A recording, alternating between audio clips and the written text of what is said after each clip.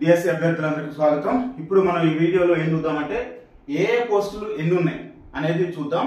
అయితే స్కూల్ అసిస్టెంట్స్కి వచ్చేసరికి 2299 పోస్టులు, అలాగే ఎస్జిటి అభ్యర్థులకు వచ్చేసరికి 2280 పోస్టులు. ఇది మన ధర్నాల ఎఫెక్ట్, మన స్ట్రైక్స్ ఎఫెక్ట్. ఇదే కనుక చేయకపోయి ఉంటే వాళ్ళు నిజంగా ఎస్జిటిలకి అన్యాయం చేసి ఉండరు. ఇప్పటికీ అన్యాయమే ఇది. ఇంకా ఈ మాత్రం చేయబట్టే ఎంతో కొంత. ఇంకా అనౌన్స్మెంట్లో ఏం చెప్పారంటే ప్రతి డిస్ట్రిక్ట్ లో పోస్టులు ఉన్నాయి, జీరో అనేది ఎక్కడా లేదు అని చెప్పారు. Yes, it's good sign at least. Okay, fight చేయడానికి. ఓకే, తర్వాత పీజీటీలు అంటే మనం నేను చెప్పుకున్నాం ఆల్రెడీ ఒక టేబుల్. సో గురుకులాల్లో, సోషల్ వెల్ఫేర్ లో, బీసీ వెల్ఫేర్ లో, ట్రైబల్ వెల్ఫేర్ లో, ఆశ్రమ్ స్కూల్స్ లో, వీటన్నిటిలో కూడా చెప్పుకుంటే అవి టీజీటీలు 1224 ఉన్నాయి. ఇవి కేవలం బిఎడ్ చేసిన వాళ్ళకి మాత్రమే. Okay, BEd with degree, okay, వీళ్ళకి ఎలిజిబుల్. తర్వాత పీజీటీలకు వచ్చేసరికి ఈ 215 ఉన్నాయి. ఇవేంటంటే సబ్జెక్ట్ వైజ్ గా ఎంఏ ప్లస్ అంటే పీజీ ప్లస్ బిఎడ్ ఉన్న వాళ్ళకి ఇవి ఎలిజిబుల్ అనమాట. అవి 215 ఉన్నాయి. అంటే ఎంఏ అంటే బిఎడ్ చేసి ఎంఏ పీజీ ఉన్న వాళ్ళకి, ఓకే, పీజీ ఎంఏ కాదు పీజీ ఉన్న వాళ్ళకి చాలా పోస్టులు ఉన్నాయి. అంటే 2000 అంటే ఈ యొక్క 2300, ఈ యొక్క ఆల్మోస్ట్ ఒక 3000, 3500, 3007 అంటే 4000 పోస్టుల వరకు మనకి ఎస్ఏ అభ్యర్థులు ఎవరికైతే పీజీ ఉందో వాళ్ళకి 4000 పోస్టులు ఉన్నాయి. కాబట్టి ఇక్కడ మనకి చాలా అసెట్ అనమాట ఈసారి 4000 పోస్టులు అనేది. తర్వాత ప్రిన్సిపల్ పోస్టులు 42 ఉన్నాయి. దానికి ఒక క్రైటీరియా ఉంటుంది, అందులోనే వర్క్ చేసి ఉండాలి, అదంతా కొంచెం డిఫరెంట్గా ఉంటుంది.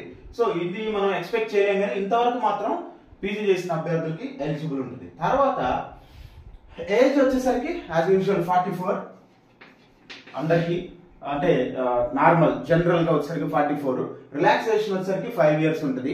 ఇది ఎస్సీ ఎస్టీ బీసీస్ కి. పిహెచ్ క్యాండిడేట్స్ కి అయితే వాళ్ళకి 54 years వరకు ఛాన్స్ ఉంది. అది అంతవరకు. తర్వాత ఇప్పుడు చాలా మందికి సార్ ఇప్పుడు మేము టెట్ రాయాలా, డిఎస్సికి ప్రిపేర్ అవ్వాలా అంటే ఆల్రెడీ టెట్ క్వాలిఫై అయి ఉంటే మాత్రం సో లీవ్ ఇట్, వదిలేసి గట్టిగా డిఎస్సి మీద కూర్చో.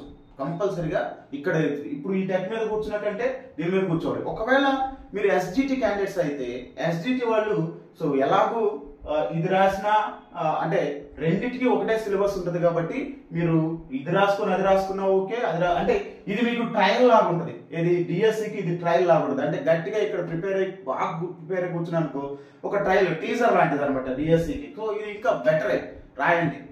తర్వాత డిఎస్సి రాయండి. ఏది ఎస్జిటి అభ్యర్థులు అయితే మాత్రం పక్క నా సజెషన్ అయితే అది. ఓకే, ఆల్రెడీ మంచి మార్కులు ఉన్నాయి సార్ ఇంకెందుకు అనుకుంటే వదిలేయండి.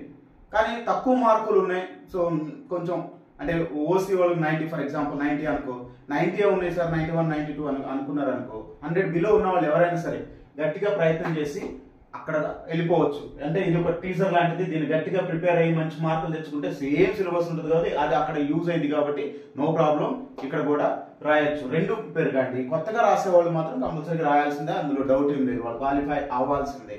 ఓకే, సో ఎక్కువ మార్కులు ఉన్నవాడు ఇక్కడ ఈ టెట్ వదిలేసేయండి, డిఎస్సి మీద కాన్సన్ట్రేట్ చేయండి.